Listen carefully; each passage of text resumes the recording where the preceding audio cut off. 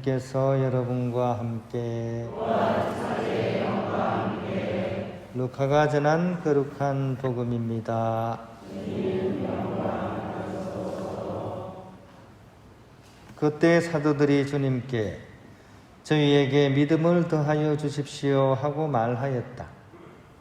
그러자 주님께서 이르셨다. 너희가 겨자씨 한 알만한 믿음이라도 있으면 이 돌 무화과 나무들어 뽑혀서 바다에 심기라 하더라도 그것이 너희에게 복종할 것이다. 너희 가운데 누가 밭을 갈거나 양을 치는 종이 있으면 들에서 돌아오는 그 종에게 어서와 식탁에 앉아라 하겠느냐? 오히려 내가 먹을 것을 준비하여라. 그리고 내가 먹고 마시는 동안 허리에 띠를 메고 시중을 들어라. 그런 다음에 먹고 마시라 하지 않겠느냐? 종이 분부를 받은 대로 하였다고 해서 주인이 그에게 고마워하겠느냐? 이와 같이 너희도 분부를 받은 대로 다 하고 나서 저희는 쓸모없는 종입니다. 해야 할 일을 하였을 뿐입니다. 하고 말하여라. 주님의 말씀입니다. 평안을 빕니다. 네, 오늘은 믿음이 이렇게 주제인 것 같습니다. 시작성가도 믿음으로 불렀고 복음도 믿음에 대한 그런 내용입니다. 우리가 뭐 너무나 잘 알고 있는 유명한 말씀이 이 오늘 복음에 나오죠, 그죠? 너희들에게 겨자씨만한 믿음이라도 있다면 이 돌 무화과 나무들어 뿌리째 뽑혀가지고 바다에 심기져라 해도 이제 그대로 될 것이다. 또 다른 비유도 비슷한 게 있죠. 산을 옮기는 믿음, 그죠? 산 보고 옮겨져라 그러면 이렇게 옮겨진다는 그런 믿음에 대한 말씀입니다. 그래서 어떤 자매님이 진짜 그런가 싶어가지고 한번 테스트를 해봤대요. 자기 집 앞에 이렇게 창문을 열고 이렇게 보면 산이 보이는데 컵도 안 먹고 내가 이렇게 9일 기도를 3번 하면, 그죠? 3, 9, 27, 한 달 정도 되죠. 내가 이 3세판, 그러니까 9일 기도를 3번 열심히 해가지고 창밖에 보이는 산을 한번 이 말씀드려도 되는가 하면서 한번 해봤대요. 그래서 커튼을 딱 치고 이렇게 묵주기도 9일 기도를 3번이나 다 열심히 했대요. 그러고 나서 이제 마지막 날에 이제 드디어 커튼을 싹 긋고서 그 자매님이 뭐라 그랬겠습니까? 묵주를 막 침대 머리맡에 던지면서 내 이럴 줄 알았어. 산이 꼼짝도 안 하고 그냥 있었던 거죠, 그죠? 예. 근데 실제로 또 이런 비슷한 또 일화가 있어요. 이 산은 못 옮겼지만 실제로 옮긴 그런 것도 있습니다. 미국 노스캐롤라이나 주에 서한커트라는 성당이 있었는데 이 성당이 이제 새로 지어야 되는 신축을 하게 됐습니다. 그런데 이제 위치가 조금 이렇게 불안해서 더 좋은 장소에서 이제 성당을 이제 짓고 싶었는데 이 땅 주인이 배짱을 튕기는 거예요. 나는 절대로 그게 허락하지 않겠다. 천만의 말씀이다. 아무리 비싼 돈을 줘도 여기에다 성당을 짓게 할 수는 없다. 이렇게 막 튕긴 겁니다. 그래가지고 이제 교우들이 다 모여가지고 막 이 복음 말씀처럼 열심히 기도를 했습니다. 그래도 무용지사였어요. 할 수 없이 이제 그 장소에는 성당을 못 짓고 거기에서 한 90m 정도 떨어진 곳에 이제 어쩔 수 없이 성당을 지었대요.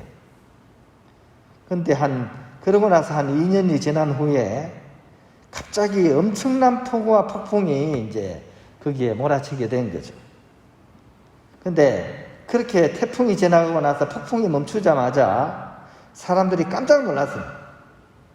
왜냐하면 성당이 90m를 떠내려가가지고 원래 지으려고 했던 그 자리에 딱 서 있었던 거였습니다. 땅 주인이 막 놀라가지고 마음을 고쳐먹었습니다. 이 자리에 그냥 지으십시오. 이래 해가지고. 그래서 이제 거기다가 이제 다시 한번 튼튼하게 성당을 짓고 그 성당 이름을 하느님의 교회 이렇게 불렀다고 합니다. 이처럼 이 믿음이 깃든 많은 사람들의 그런 기도는 이렇게 오늘 복음서 말씀처럼 큰 기적을 일으키기도 합니다. 그런데 개인에게 있어서 가장 큰 믿음의 징표는 과연 어떤 걸까요? 그 사람이 믿음이 있는 사람인지 없는 사람인지 뭐를 보면 제일 명확하게 알 수 있을까요? 초세기부터 그리스도교인들에게 있어서 가장 큰 믿음의 증거는 사실은 순교입니다. 순교. 하느님을 증거하기 위해서 자신의 가장 소중한 생명을 내어놓을 수 있느냐 없느냐, 이걸 내어놓을 수 있다면 이보다 더 큰 믿음의 증거는 없는 거겠죠. 그렇죠? 왜냐하면 우리에게 있어서 가장 중요한 것이 생명이기 때문입니다. 그런데 이 생명을 내어놓을 수 있을 정도의 믿음은 그 이상 가는 믿음이 없는 거죠. 초세기의 가장 대표적인 순교자인 안티오키아의 성 이냐시오는 바로 콜로세움에서 사자밥으로 이제 순교를 하셨는데, 그렇게 순교하시기 전에 이런 신앙 증언을 하셨습니다. 편지에 그죠? 이렇게 적고 있습니다. 나는 주님의 밀로서 그리스도의 순수한 빵이 되기 위해 짐승의 이빨로 고운 가루로 갈아지기를 바랍니다. 라고 편지에 이렇게 쓰셨습니다. 즉, 당신의 그런 순교의 열망을 그렇게 표현을 하신 것이죠. 이처럼 믿음은 이 돌무화과 나무를 이렇게 옮기고, 또 우리 천마산을 옮기고, 그죠? 또 순교까지 이루어내는 위대한 힘, 이것이 믿음이라고 할 것입니다. 하지만 우리에게는 그 하느님에 대한 그렇게 큰 믿음은커녕, 그죠? 결심 하나도 마음먹은 대로 잘 안 되는 것이 우리의 실상입니다.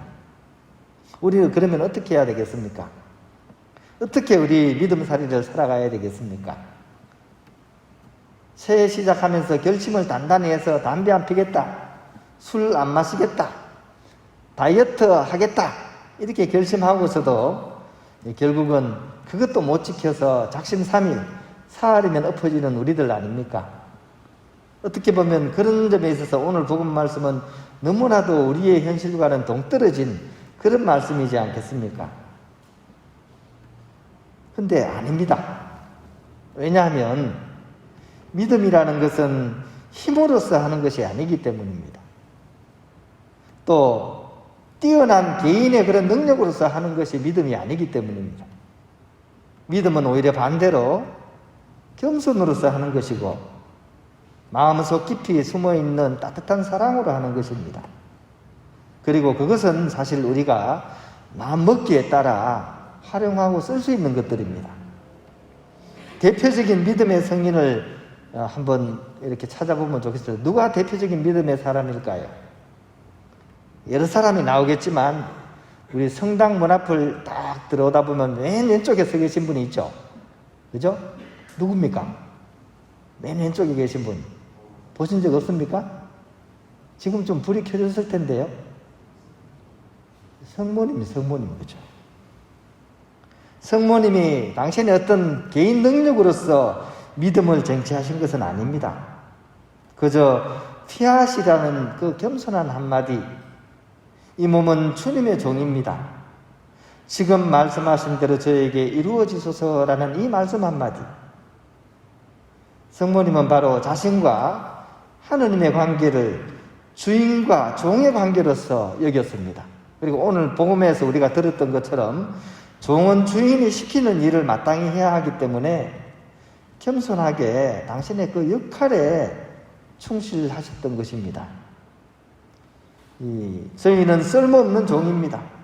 해야 할 일을 하였을 뿐입니다. 라는 오늘 복음의 이 말씀이 바로 성모님의 기도였고, 또한 우리의 기도가 되어야 될 것입니다.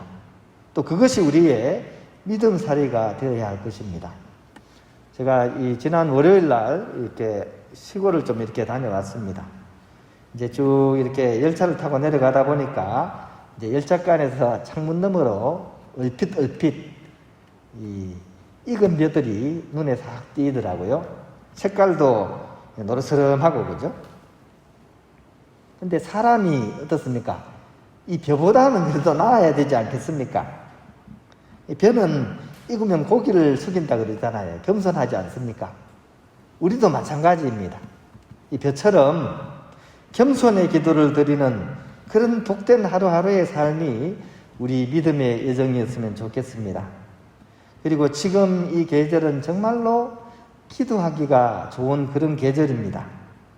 이런 좋은 계절에 뭐 엄청난 계획을 세우고 뭔가를 하겠다는 그런 마음보다도 정말 겸손한 마음으로 묵주기도 딱 일단이라도 겸허하게 바칠 수 있다면 그것이야말로 우리의 가장 훌륭한 그런 신앙생활의 실천이지 않겠는가 싶습니다.